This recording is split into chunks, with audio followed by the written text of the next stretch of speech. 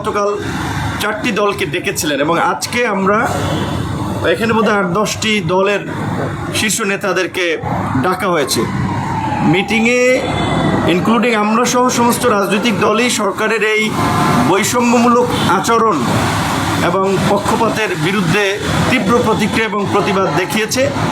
কারণ ধরেন বিএনপি রাষ্ট্র ক্ষমতায় ছিল, তাদের এখনও রাজনীতির মাঠে তাদের একটা শক্ত অবস্থান, সেই ক্রাইটেরিয়া বিএনপির মতো একটা বড় দলের সাথে সরকার আলাপ করতে পারে তার কোনো ইস্যুতে। কিন্তু 4টা দলকে কোন ক্রাইটেরিয়ায় বড় দল কিংবা প্রধান দল হিসেবে তারা সিলেক্ট করলো, এবং তার মধ্যে একটা দলের তো নিবন্ধনই নাই, সদ্য গঠিত হয়েছে। এবং এই অভিযোগটা মোটামুটি বৈঠকে উত্থাপিত যারা করেছেন বাকিরাও সমর্থন করেছেন যে সরকারের কর্মকাণ্ডে এবং ভূমিকায় দেখা গেছে যে তারা এনসিপির প্রতি একটু পক্ষপাত দুষ্ট ভূমিকা পালন করছে।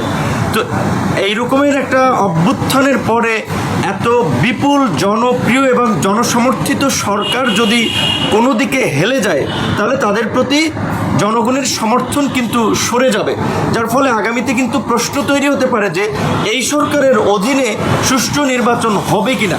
সেটা আমরা সরকারকে মনে করিয়ে দিয়েছি। অন্তত আমরা চাই যে আপনাদের পক্ষ থেকে একটা নিরপেক্ষ আচরণ এবং এই গণ অভ্যুত্থানের অংশীজনদের যথাযথ মূল্যায়ন, এই গণ অভ্যুত্থানে যাদের ত্যাগ তিতিক্ষা ছিল সেভাবে যেন মূল্যায়ন করা হয়, এটা মোটামুটি সব দলই বলেছে।